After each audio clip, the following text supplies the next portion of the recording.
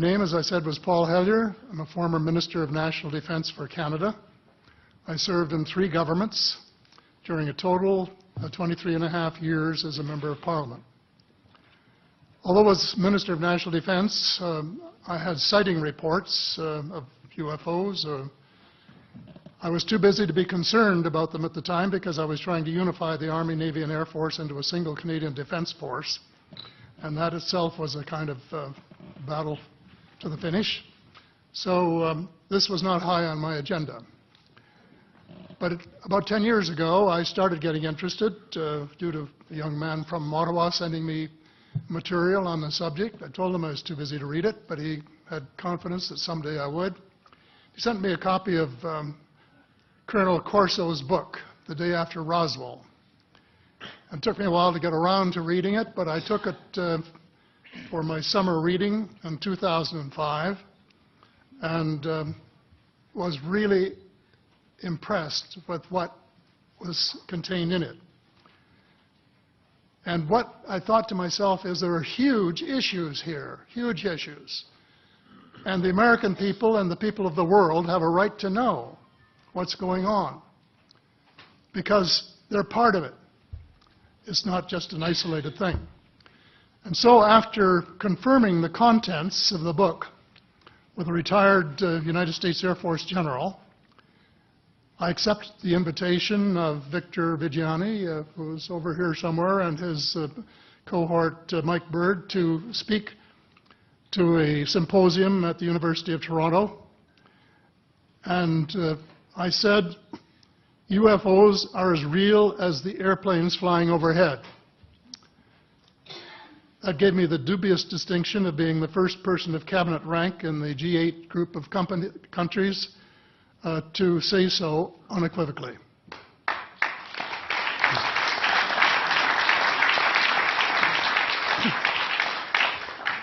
Since then, I've learned a lot from many sources, including a number of the fantastic witnesses that we have heard these last 4 days. They were so outstanding, I was just really blown away with them, the amount of information that was available.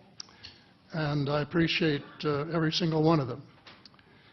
But because I'm not a ufologist, I'm a politician, there are only a few things that I want to add in that particular realm.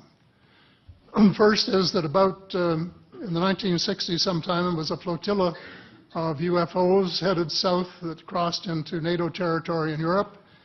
And the Commander-in-Chief of the Supreme Allied Headquarters in Europe was naturally very shaken. Fortunately, or maybe divine providence, before the panic button was pushed, the flotilla turned around and headed back north. Obviously, they had thought maybe they were Russian, and they were very concerned about it. Anyway, an investigation was launched into this whole subject, and a document was prepared which concluded that at least 4 species had been visiting Earth for thousands of years. And this is my own view at this stage as well.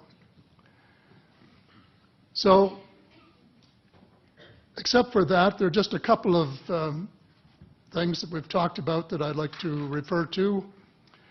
And one was that we were referring to them as they until this morning when Linda Moulton Howe, I think she was the first one, actually named 3 different species. I have brought my latest book called Light at the End of the Tunnel, A Survival Plan for the Human Species, as an aide-memoir, and I name 5 different species here. I'm aware of more now. As a matter of fact, I saw a document just a few days ago that mentioned 20. And I think you, Mr. Chairman, were interested in some of the places they might come from. And I have in here Zeta Reticuli, R-E-T-I-C-U-L-I, Reticuli, the Pleiades, Orion, Andromeda, and the Altair star systems. So I don't think we can more refer to them as they because they're not an amorphous mass.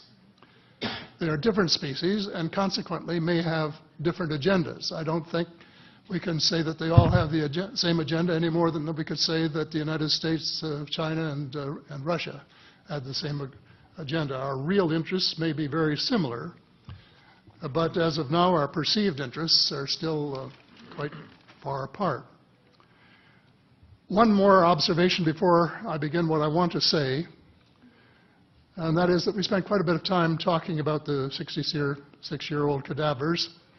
And I was glad to have Linda this morning finally say that there are live ETs on Earth at this present time, and at least 2 of them probably working with the United States government.